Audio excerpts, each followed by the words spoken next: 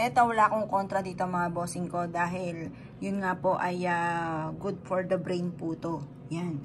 Ngayon, at hindi niya rin yan mabubuo. Eto, baka hindi niya pa to nagagalaw kaya ito ay nabubuo pa. Ay, hindi pa. Hindi na pala siya nabubuo. Ngayon po, yan.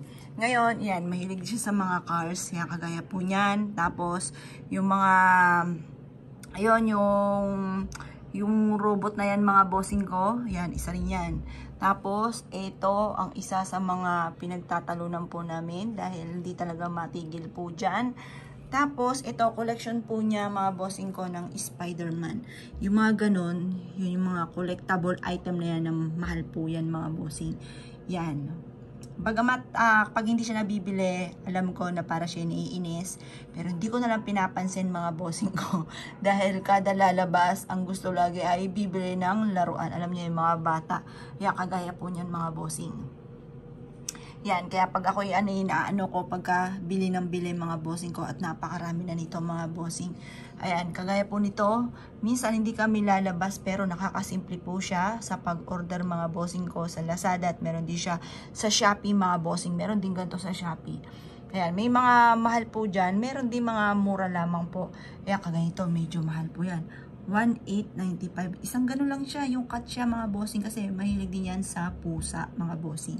Tapos, yung iba, hindi ko na ano kasi nakalak po yan. Nakalak. Nasa kanya lang yung susi. Kaya hindi ko siya mabubuksan. Nasa labas po siya. Ayaw nyo tong ipakita mga bossing. Nasa labas siya, nagbabike siya ngayon mga bossing ko. Kaya na-i-video ko siya. Kasi lagi ako pinipigilan. Pero bibigyan ko siya ng challenge na halimbawa, bibigyan kita ng ganito, i-video mo ito. Ayan, titignan natin kung papayag po siya mga bossing. Yan, isa rin to. Siguro mga 2,000 plus po yan. Yung mga ganyan. Tapos, eto, may mga mura rin dyan. Meron ding mga nasa 540, ganun. Depende sa pop mga bossing yan.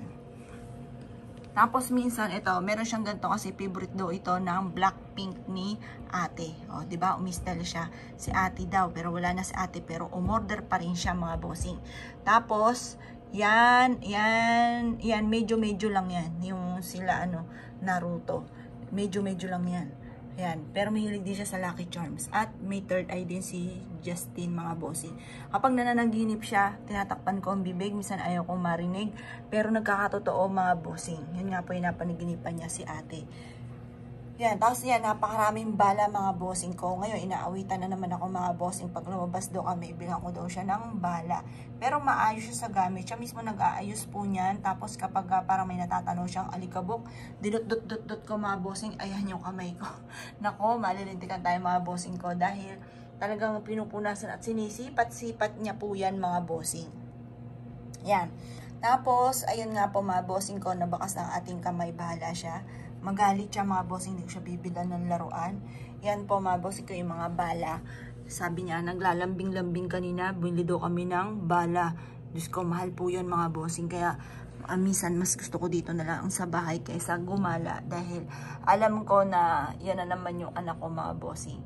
Napakahilig din niya sa mga laruan. Ang dami na namin mga pinamigay ng sa yung mga race car mga bossing ko. Yun. Mahilig siya sa mga ganyan mga bossing. Kaso nakakatakot lang mga bossing ko dahil bata pa lang siya.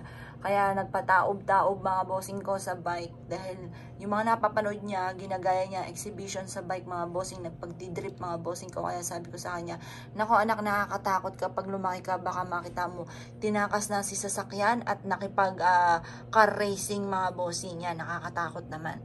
Yan po si Justin mga bossing. Yung mga collection po niya.